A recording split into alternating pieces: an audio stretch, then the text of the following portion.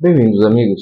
No vídeo de hoje eu quero falar sobre a relação entre a imaginação ou o cultivo da imaginação e o amor ao próximo. O meu argumento ou comentário vai estar tomado de um ensaio do Miguel de Unamuno, publicado em 1904, chamado Plenitude de Plenitudes e Todo Plenitude, que é uma contraposição ao vaidade das vaidades, tudo é vaidade.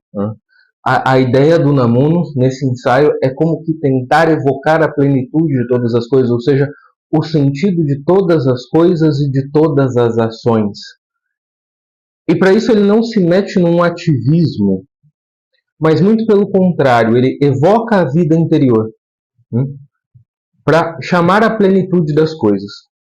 Primeiro, eu quero chamar a atenção de vocês para o argumento desse ensaio, ou para pelo menos uma parte dele, porque eu quero tomar algumas reflexões do Unamuno, não elas na sua totalidade. Mas o Unamuno começa esse ensaio se queixando de que algumas pessoas, por uma certa desídia, elas não querem se dedicar às coisas da vida. E elas alegam no Eclesiastes que tudo é vaidade. Porque no fundo, olha, para que eu vou me esforçar para fazer esse negócio? No fim, acabou tudo mesmo.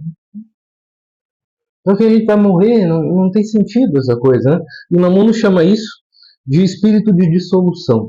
Né? E ele vai explorar um pouco esse espírito de dissolução. Quando ele explora, ele entende que esse espírito de dissolução é uma falta de vida interior. Porque é essa falta de vida interior que nos leva a não encontrar o sentido das coisas. Porque nós não assimilamos a realidade, nós passamos superficialmente por ela.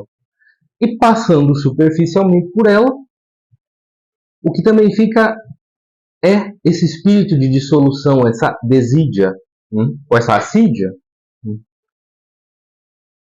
E vejam o interessante, ele relaciona com essa falta de profundidade, de aprofundamento, de cultivo da vida interior. Porque as duas coisas que para o Unamuno aqui, isso me parece interessante, caminham juntas. Né? Esse sentido da realidade, a vivência do sentido da realidade se dá quando nós cultivamos a vida interior. Porque a vida interior vai refletir e permitir com que assimilemos a realidade que nos cerca. Então, é assim como nós vivemos profundamente, vivemos com sentido. E ele usa a expressão para a vida interior de sentir a substância da própria consciência. O Unamuno tem essas expressões que ficaram bastante, que se tornaram bastante comuns numa geração relativamente posterior a dele. Né? O Unamuno é da geração de 1898, a geração dos poetas da fim da década de 20, início da década de 30, a Federico García Lorca, o meu poeta favorito, que é o Luís Rosales, de empregar imagens bastante materiais e carnais para tentar evocar figuras mais profundas e figuras que se revelam nessas imagens também. E diz o Unamuno que, aqui eu transfiro com as minhas palavras, o mundo é como opaco sem a vida interior. Porque é a verdadeira vida interior, como eu disse, que nos permite ver o contato com a realidade, porque nós assimilamos a realidade, nós fazemos com que ela se torne parte de nós a recebemos por inteiro e também participamos dela. Pela reflexão, pelo esforço para meditar o que nos está acontecendo, o que nós podemos fazer, o que está ao nosso redor. E, para isso, a imaginação tem um papel fundamental nessa assimilação. Porque o esforço imaginativo, ele é importante na reflexão acerca do que nos passou, do que nós podemos e devemos fazer. Também de quais são as nossas prioridades, de quais são os nossos objetivos. De como nós devemos reagir em determinadas circunstâncias. De como nós devemos entender as pessoas que se aproximam de nós. Isso aqui é muito importante, porque nós entramos no tema propriamente da relação com o próximo, do amor com o próximo. E diz o Unamuno, nós não amamos mais os nossos próximos porque não acreditamos mais na sua existência substancial. Isso é o seguinte, Se nós não acreditamos na nossa própria existência substancial, vivendo superficialmente, as motivações das pessoas que se aproximam de nós, e pior, as dores das pessoas que se aproximam de nós, serão tomadas do mesmo jeito quase que irreverente, também superficial. Porque nós nem sequer conseguimos imaginar a dor que de fato aquela pessoa pode estar sentindo, a cruz que ela carrega, as dificuldades que ela tem, as motivações que ela possa ter. Então, como é que nós vamos amá-la? Uma pessoa realmente próxima, com quem convivemos, com quem lidamos. Se nós, de algum modo, não fazemos um esforço imaginativo para nos colocarmos na sua situação, para entendê-la melhor, como é que nós podemos ajudá-la? Como é que nós podemos compreendê-la? Como é que nós podemos sequer ouvi-la? A falta de imaginação é uma falta de esforço para imaginar, para pensar, para refletir toda a riqueza de outra vida interior. Que diz o Unamuno, deixa eu ver onde é que está. Eu tenho 2 volumes para citar, edição Aguilar, pequenininho, de bolso dos ensaios do Unamuno, tá? É nessa edição que está o ensaio Plenitude, da Plenitude, escritor da Plenitude. Acho que dá para encontrar online também, eu vou verificar e eu coloco o link para vocês, tá bom? Ele diz o seguinte: é evidente que um incômodo próprio, ainda que leve, uma pequena dor de dentes nos dói mais do que o espetáculo de uma dor alheia terrível, como nos incita mais o próprio apetite de uma guloseima que não o pensar na fome do próximo. E esta falta de imaginação, que é a faculdade mais substancial, a que coloca a substância das coisas e dos próximos, a que coloca a substância do nosso espírito na substância do espírito das coisas e dos próximos, esta falta de imaginação é a fonte da falta de caridade e de amor. Porque é pelo esforço imaginativo, pensamos na ficção, que nós de algum modo nos aproximamos ou vivemos em alguma medida imaginativamente outra vida que não as nossas. No livro Imagen de la Vida Humana, o Julián Marías trata da ficção como ensaios de vida. Ele chama as obras de ficção, na literatura e no cinema, de ensaios de vida, em que nós assimilamos possibilidades humanas e as entendemos e refletimos sobre elas. E claro que esse esforço de entrar nas motivações, na vida interior dos personagens, é um esforço análogo, claro, ao que precisamos fazer quando nós lidamos com o próximo. E disso depende tanto a imaginação. Por isso ela é tão importante. E é por isso que é importante também que nós não a tratemos como apenas a louca da casa, que ela pode ser, mas que nós a formemos, que nós a eduquemos, a fim de que ela se torne o bom instrumento para o qual ela foi criada para ser. É disso que o Unamuno está falando aqui. Não imaginamos a vida interior do próximo, diz o Unamuno, porque nós tampouco imaginamos a nossa. Ele chega a dizer, nós não cremos na nossa própria existência, não nos aprofundamos na realidade e nem mesmo em nós. A superficialidade, para com a realidade também é uma superficialidade conosco, com a nossa vida interior. As duas coisas caminham juntas. Porque qualquer tentativa real de compreensão do que nos acontece, do que nós observamos, necessita de um mergulho interior também. A realidade como que se descortina para nós quando nós olhamos para ela e a trazemos para dentro para um exercício de reflexão. E todo verdadeiro exercício de reflexão, em alguma medida, é acompanhado pelo exercício confessional. Exercício real de reflexão. É acompanhado pelo exercício confessional.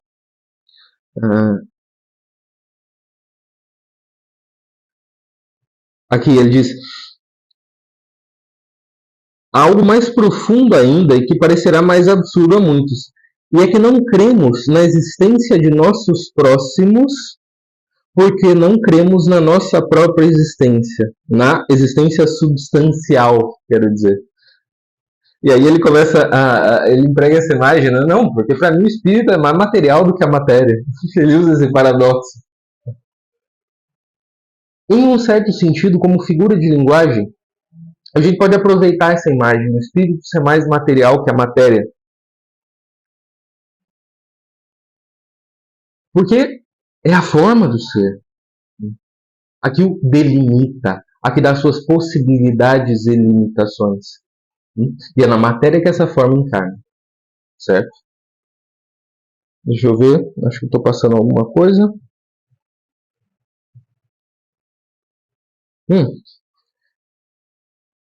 E outro ponto é, quando nós tentamos fazer esse exercício de reflexão profunda sobre a realidade, também é um exercício confessional, ou seja, quando nós cultivamos a vida interior e aplicamos a nossa imaginação nisso, né, com instrumentos como, por exemplo, a literatura, como, por exemplo, um ensaio como este, nós entendemos a gravidade da nossa vida e o lugar dela na realidade.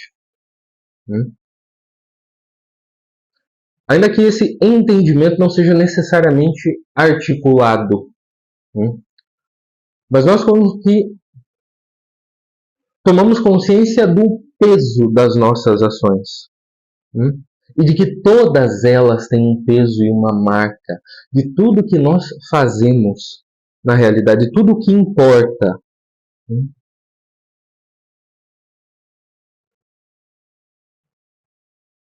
O espírito da dissolução, diz Unamuno, esse que desanima, que diz que tudo é vaidade, que todas as coisas da nossa vida e da realidade são vaidade,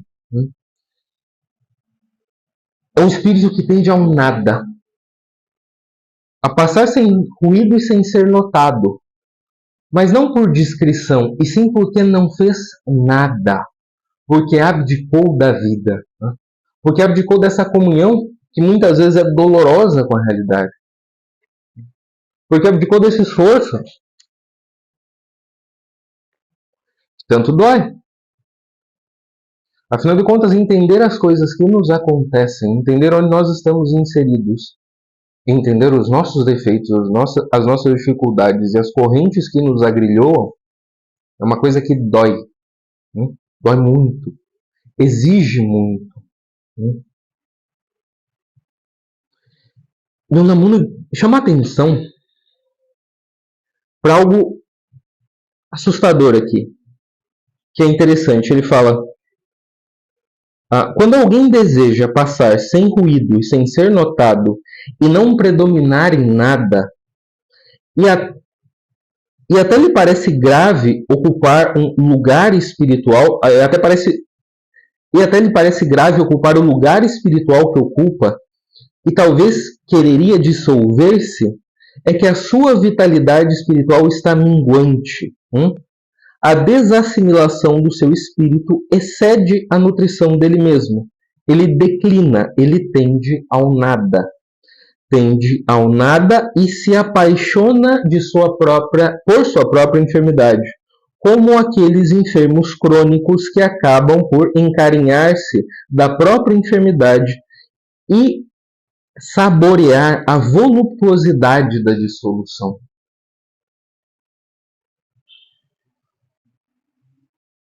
Esse abdicar da vida, esse sentido puramente negativo do tudo é vaidade, ou seja, nada tem sentido, ele pode chegar a ter um gosto voluptuoso. Eu escrevi um post sobre isso, estou pensando agora, é a doçura diabólica da tristeza, eu publiquei no Instagram. Como que nós às vezes somos atraídos por essa tristeza, e essa tristeza que em boa medida se identifica com o espírito de dissolução do que fala o Unamuno, que ao se negar a vida, se negar a viver, que a realidade é fundamentalmente boa porque ela existe. Percebe? Eu não estou falando aqui de vaidade das coisas como sinônimo de sei eu tomá-las como fins em si mesmas, tomá-las como que não são, como capazes por si mesmas de nos satisfazer. E, no entanto, nós tampouco podemos voltar as costas para as coisas. Né? Devemos lutar para encontrar esse equilíbrio que talvez nesta vida não encontremos, mas cuja atenção nos move. Cuja atenção mesma nos é necessária ao nosso modo de vida caído. O Unamuno estava falando aqui, e acho importante fazer esse apontamento biográfico, das pessoas que não queriam um triunfo profissional, não queriam deixar uma marca ou fazer nada na vida. E é interessante que o Unamuno, o mesmo sujeito que diz que a única questão é se eu vou sobreviver, de algum modo vou permanecer depois de morto, ele se preocupava muito com a sua vida material, com as questões humanas. Eu diria que não muito no sentido obsessivo, mas no sentido até necessário. O problema é que aquilo lhe gerava uma inquietude muito grande, uma inquietude que algumas vezes não aparece nos seus livros, mas que nesse ensaio aparece com alguma clareza. O Unamuno, antes de conseguir a cátedra de grego na Universidade de Salamanca, fez uma série de concursos, que na Espanha se chamam oposiciones. Ele apresentou uma oposição a uma cátedra universitária. Quer se apresentar para o concurso, para professor, antes de conseguir a cátedra de Salamanca. E teve uma em que ele perdeu, ele passou em primeiro colocado. O Julia Marias conta essa história e menciona essa aparente contradição do Unamuno, mas que eu estou explorando também por um motivo que eu já vou dizer, tá? Só vou terminar de contar a historinha porque é legal. Ele passou em primeiro lugar nesse concurso, só que chamaram o segundo colocado. E aí, digamos, o presidente da banca avaliadora lá, o responsável por julgar, o responsável máximo por julgar da aprovação ou não do candidato, falou assim para o Unamuno: olha, realmente, o senhor foi melhor aqui academicamente, mas é que esse homem tem 8 filhos. Aí o Unamuno olha para ele e responde: e eu quero ter 8 filhos. Ou ele diz: ou eu vou ter 8 filhos. E ele teve exatamente 8 filhos. Na época ele não tinha nenhum ainda. Mas ele teve precisamente 8, diz o Julián Marias. Mas enfim, por que eu estou dizendo isso? E vejam que essas reflexões que eu tomei aqui a partir do ensaio do Unamuno são reflexões mais gerais, mais amplas. Chegam mesmo a ser universais. Tanto que eu estou falando aqui desse ensaio de 1904, que eu acredito que ele seja importante para nós. É um ensaio cuja leitura eu recomendo. Vejam que, talvez, por essa informação biográfica que eu trouxe, embora eu não saiba o ano preciso em que o Unamuno tenha reprovado nessa prova universitária, mas ele reprovou em algumas e isso o assombrou por algum tempo, nos seus primeiros anos de casado, sobretudo. Talvez, a partir de um problema dele, de um problema material do dia a dia, um problema que lhe deu tristeza, ansiedade, um certo sufoco ali, ele conseguiu levantar aquilo numa questão universal. Uma questão com a qual nós podemos aprender, como eu acho que podemos. E se nós vamos colocar a hipótese aqui, como eu disse, eu não tenho as informações biográficas o suficientes, eu só estou cruzando alguns dados, o dado desse ensaio, o dado desse episódio narrado pelo Julián Marias e uma aula dedicada ao Unamuno. Vamos supor que fosse alguma motivação semelhante que foi o estopim para esse artigo. O ponto de partida. O que o Unamuno fez? Nesse ensaio. Ele fez exatamente o que ele está falando para fazermos. Ele tomou uma questão concreta da realidade, mesmo que negativa ali, e se aprofundou nela.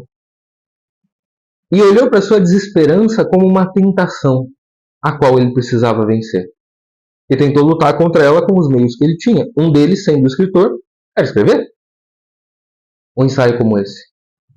Ou seja, ele assimilou aquela circunstância e a transformou, cultivando-a imaginativamente na sua vida interior. Qual é a referência literária com que ele dialoga aqui? O Eclesiastes? Vaidade das vaidades, tudo é vaidade? Plenitude de plenitudes. Tudo é plenitude, diz o Unamuno. Vejam como uma das conclusões dele, e só sentindo assim, ou seja, com essa plenitude de todas as coisas, que todos os nossos atos têm intensidade, que é um sentido, ou seja, cultivando imaginativamente a vida interior, a pessoa se sente viver numa criação contínua. Peraí, não é isso que nós estamos chamados a viver? A esse mundo transfigurado e constantemente mantido por Deus? Então, de fato, há um indício de plenitude nas coisas, nas menores coisas da nossa vida. E ele conclui esse ensaio citando um poeta português que ele gostava muito, o aparentemente desesperado Antero de Quental. E ele diz no fim, isso eu vou ter que explorar, talvez seja até motivo para outro vídeo, mas o Unamuno me deixou pensando aqui, porque eu li pouca coisa do Antero de Quental, o Unamuno leu tudo, eu acho, do Antero de Quental, que, vendo que as coisas por si mesmas não tinham sentido, ou seja, que elas não podiam ser finalidades, e que aí sim ele experimentou uma tristeza pelo vazio, aí sim ele teve a experiência da vaidade. No sentido de que, diferente do Unamuno mais complementar, as coisas não poderiam oferecer um remédio para a sua tristeza, e menos ainda uma felicidade completa. Então ele tem que olhar para além das coisas. E aí no fim ele diz, dorme o teu sonho, coração liberto. Unamuno citando Antero em português, Antero de Quental em português. Dorme na mão de Deus eternamente. No fundo, talvez, atravessando essa crise, ele tenha achado Deus. Achei interessantíssima a hipótese. Casa bastante com a visão que eu tenho da poesia do Baudelaire também, do Charles Baudelaire. Eu gravei vídeos, acho que sobre 2 poemas do Baudelaire aqui. Mas enfim, vejam de novo essa tensão entre as coisas como indicativo de plenitude e ao mesmo tempo em si mesmas incapazes de dar plenitude. Mas que não podemos voltar as nossas costas para elas, não podemos voltar as nossas costas para a realidade material que nos toca, que nós sentimos, que nós percebemos, que nós experimentamos. Porque é na nossa comunhão com ela que nós vamos em direção à plenitude a que almejamos. Não é que cortar a comunicação com ela vai ser um caminho mais rápido, não. Ao contrário, estreitar a comunicação com ela, nessa tensão de que lhes falei, é que é o nosso caminho. Desconfortável, muitas vezes, mas com beleza outras vezes também. Não posso deixar de mencionar. E sempre difícil, qualquer que seja a circunstância, com beleza ou com desconforto predominantes. Certo, meus amigos? É isso que eu queria compartilhar com vocês desse ensaio do Miguel de Unamuno. Agradeço pela sua atenção, peço que deixem o seu like, que compartilhem se gostaram do vídeo, se acham que alguém pode se beneficiar com ele, que por favor se inscrevam no meu canal, porque isso ajuda muito o meu trabalho, tá bom? Nos vemos no próximo vídeo.